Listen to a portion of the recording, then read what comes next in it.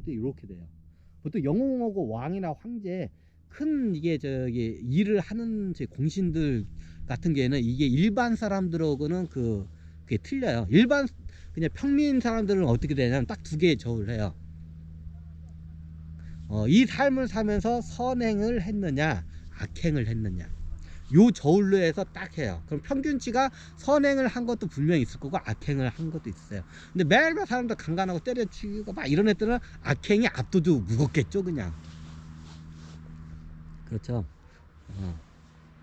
근데 이제 영웅급이나 이런 지도자급들은 그게 판결하는 게 틀려요. 애매해요 영웅급들은. 그래서 어떻게 했냐, 그 업제라 원제라고도 아니야. 그냥 업제.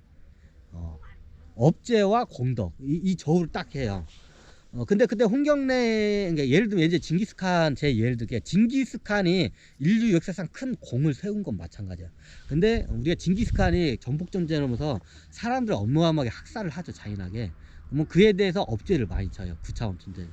그 당시 어떠냐, 공덕도 크지만 원제가 더 컸어요, 징기스칸이. 그 어떻게 하냐, 업제의 저울이 더 밑으로 이게 딱 이게 높아. 그럼 어떻게 하냐, 다음 생에는 그에 대한 상응한 벌을 받게 돼요.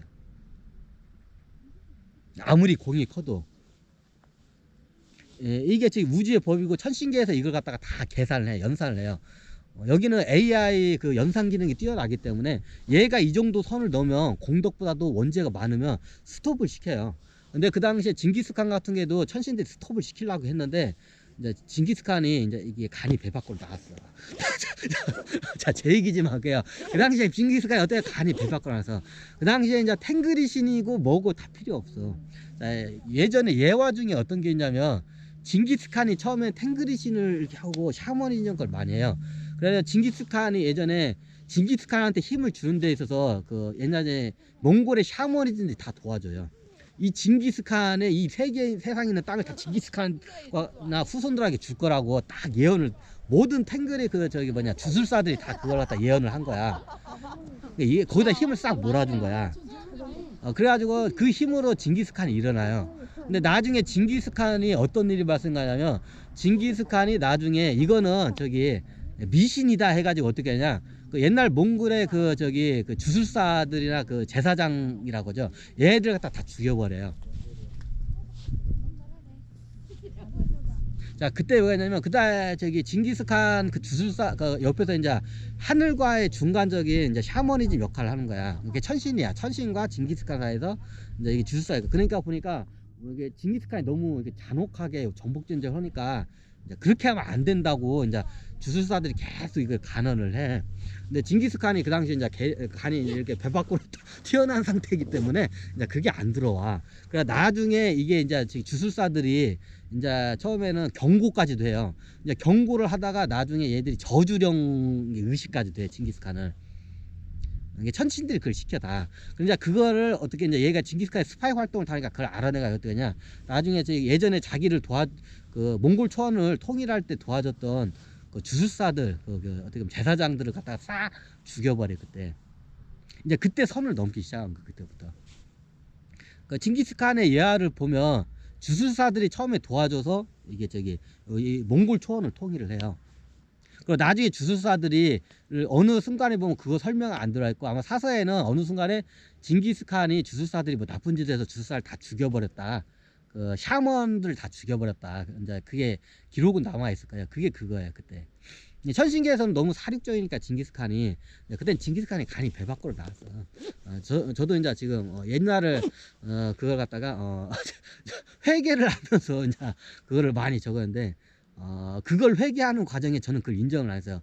일단 나는 위대한 징기스칸인데 감히 누가 나를 심탈을 하냐 하면서, 이번 생에도 나에 대한 그 어떻게 보면 정당함에 너무 빠져가지고 천신들한테 겁나게 두드러 맞았어요. 왜냐하면 천신들이 9차원 존재가 봤었을 때도 얘가 히틀러 같은 애들이 또라이 짓을 해, 9차원 존재인데.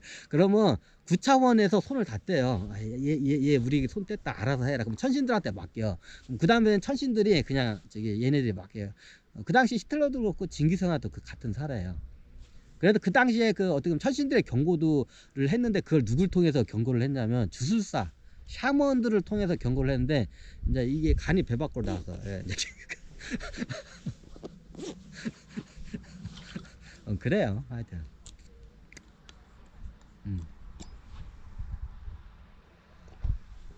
음. 그래가지고 이제 그런 사례예요. 그러면 이게 영웅들은 보통 영웅급들은 공과 덕을 갖다가 이게 저울질을 해요. 공덕도 크지만 업재 원죄도 그만큼 크게 졌다. 그러면 이게 딱 두 개 딱 저울에 두면 업주의 죄가 딱 이게 내려가. 그러면 그 다음부터는 이제 생이 그 업죄를 소멸하기 위해서 이제 그 다음 생애가 이제 그에 대한 이제 벌이 이제 내려놔요. 벌을 받고 있는 도중에 이게 오주의 마법사 위대한 쇼맨을 만난 거야. 그냥 빨리 원죄를 소멸한 거죠 그 당시에. 그때 원죄를 빨리 소멸했기 때문에 다음 생에 이제 정몽주의 사물로 이게 나왔는 거예요. 이때 원죄를 다 소멸을 많이 해서 공덕이 굉장히 컸기 때문에 이 시대에 털에. 이 양반이 그 양반이야.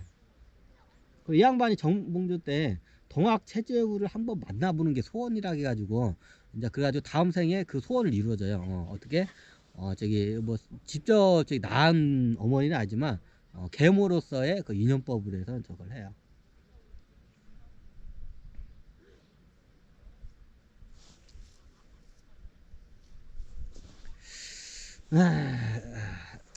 이게 원래 이 양반도 와가지고 같이 저기 뭐냐 이게 뭔가 도와줬었는데 같이 그냥 초하에 묻혀버렸죠.